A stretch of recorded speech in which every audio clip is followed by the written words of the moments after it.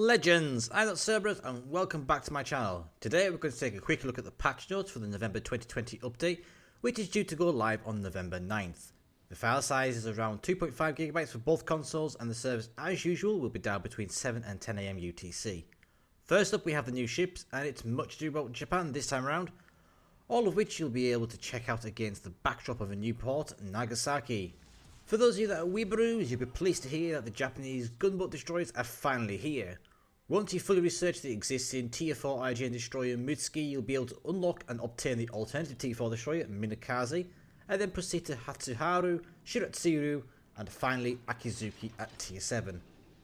The early destroyers were more familiar, but as you progress up the line they'll become more focused on knife edge fighting and gunboating. What's more, they are entering the game in full release, so there'll be none of this early access crate bollocks that they've become accustomed to. The high tier ships also have pretty solid AA, which may or may not come in useful very soon. We also have the Black Friday ships arriving, and they'll be available to buy from a special tab in the store between the 16th and 30th of November, and as usual they'll be available in the crates as well. This year there'll be 4 ships to collect, however one of those will be available only in the crates. The 3 you can buy directly are the Tier 5 Japanese battleship Mutsu B, the Tier 6 US cruiser Indianapolis B, and the Tier 6 Polish destroyer Błyskawica B. And yes, if you don't already have the standard version of the Błyskawica, you'll be able to get Jesuski for free as well.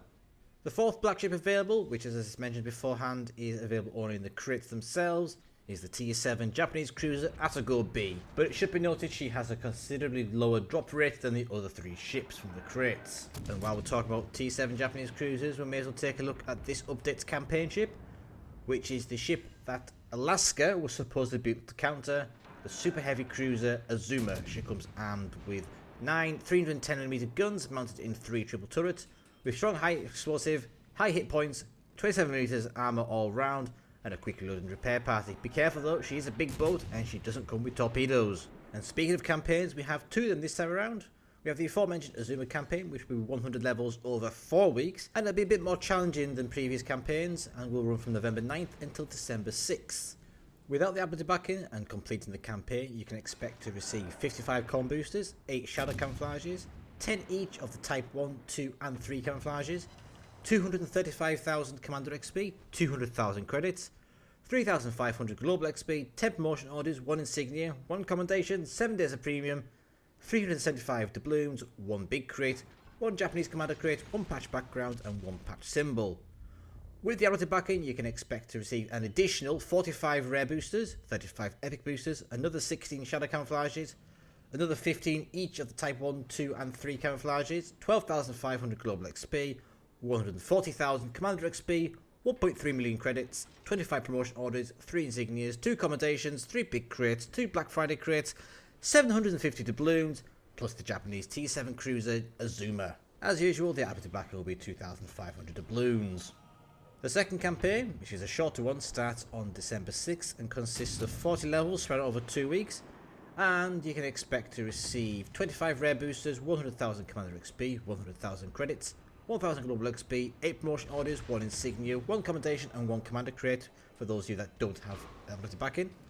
The ability backing again will be 2,500 doubloons, but upon reaching rank 1 you'll get 1,250 doubloons back.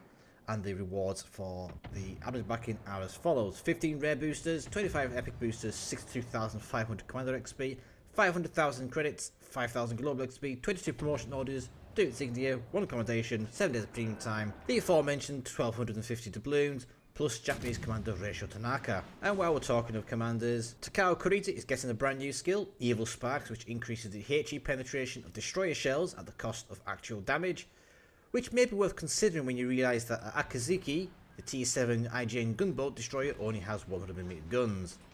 He's not the only commander to get some love. Franz von Hipper is getting an additional element to his base trait, Elbow Room, which in addition to increasing the secondary range, will improve the shell grouping of secondary armaments by 0.25% per rank up to 5%. And yes, this segues nicely into the anticipated secondary armament improvement. Every battleship in the game will be getting a new consumable, Enhanced Secondary Targeting, which depending on the ship will either be an outright addition or an option in exchange for typically your catapult or spotting plane.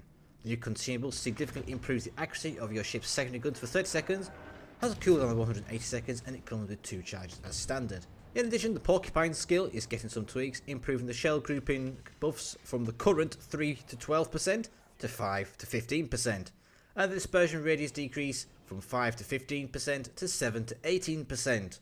But that's not all Warship commanders are getting an additional skill, Properly Meticulous, which reduces the reload time of your secondary guns by between 5 and 15% and increases the duration of your enhanced secondary targeting by 10 to 35% depending on the rank. While we're on the topic of balance changes, some minor tweaks to legendary ships.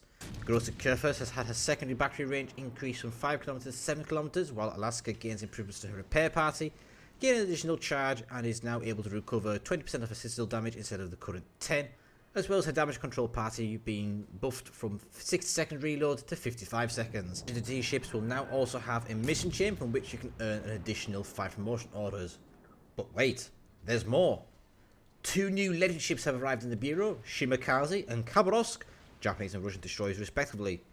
I'm not going to go through the whole shebang with the stats, as you can read the bloody patch notes yourself, but essentially Shimakaze has 17,900 hit points, gets 3 twin 127 guns with a reload time of 6.5 seconds and a 10.7 km range. She has a base top speed of 39 knots and a surface detectability radius of 6.7 km.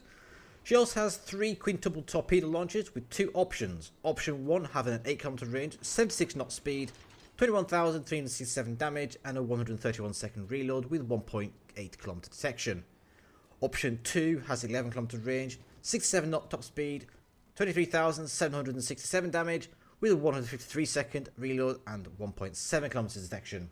For consumables, she has the fairly standard damage control party, smoke generator and engine boost.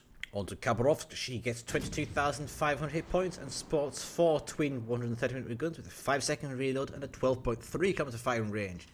The ship features a base top speed of 43 knots, has a surface detection radius of 7.7 km and comes equipped with 2 quintuple torpedo launchers that can dish out 19,500 damage per torpedo with a 6 km range, 58 knot top speed, 100 second reload time and a 0.6 km detectability range.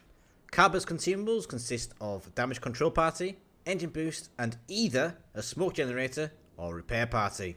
In addition to all the other stuff, we also have the return for ranked battles, which will run from the 16th of November to the 14th of December for tier 4 ships with broad game and promising better rewards, including a Black Friday container to account for the longer season. Rules are the same as always. You win to gain a star, with losses losing a star unless you hold the top spot on your team. Divisions of 2 are allowed and destroyers will be capped at 2 per team, with 7 players per team and mirrored matchmaking. There are 16 ranks and 3 matchmaking leagues for this season, with you shifting into the new matchmakers at rank 11 and 4.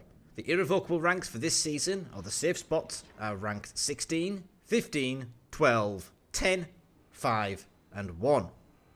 Games this season will take place on modified spawns for Strait, New Dawn, Shards and North. And finally, a quick recap of some noteworthy miscellaneous stuff and some bug fixes. The next gen release of Legends on Xbox Series X and X will only support same platform voice communications initially, but crossplay will be supported as it is currently. There will be some news and announcements for PlayStation 5 players very soon. Any leftover lira you have from the Italian campaign will be exchanged for 7,500 credits each, and all XP gained from the Rust and Rumble ships will be dropped onto the Albany. Texas and the standard versions of Mutsu will be leaving the ships tab but will return to the store in the future. Roma has had 2 spots of her armour fixed. Previously there were some locations on her deck which were 13mm thick, which meant that some destroyers could citadel her. These spots have now been fixed and reinforced with up to 100mm of plating. And lastly, hit and friendly ships with torpedoes will no longer contribute towards torpedo mission progress. Although I do seem to recall that one being mentioned in the patch notes last time and, well, it not being fixed, so we'll have to wait and see in that one. Plus the usual assortment of bits and pieces that nobody ever reads and cares about. But if you want to check them out, you can do so by going over to wowslegends.com/blogs and you can view the patch notes on there. All in all, a pretty solid update. I am looking forward to see how the improvements to secondaries change with the battleship gameplay, although I can imagine the changes making Arkansas and Nassau down at tier 3 pretty disgusting and brutal for some seal clubbing. It's great to see Bliskovitsa making a return, as well as some new legendary ships, but I do worry that there's too much in the way of destroyers, with an entirely new destroyer line and 2 new legendary ones to boot. He's going to shake things up a little bit, but whether that's for the good, I don't know. I do have a few minor quibbles, however, and the first one is Wargame's reluctance to give duplicate commanders to those with ships that come with them. Those of you who get Buscavita but have already got the standard version of Buscavita will not get a duplicate of Jesse Swirsky. He will only appear for those who don't already have him. With the quibble is the ranked season, having 3 queues and being so long, it's going to be a chore. The 2 week ones already push my sanity limits, so I dread to think what this one's going to do to me. It's going to make for some memes in my streams, but whatever. And the 2 campaigns. Why? I'm especially confused about why they wanted to charge 2,500 doubloons for the second campaign, when they're then going to give you 1,250 of them back. It doesn't make sense. It's counterintuitive, but then, when has Wargaming been logical lately? I guess it's for money making purposes, but really? Anyway, that's a lot for this video. Hope you found it useful, and if you have done, don't forget to leave a big thumbs up below and hit that subscribe button as it helps the channel greatly. Take care, bye for now, and I'll catch you next time.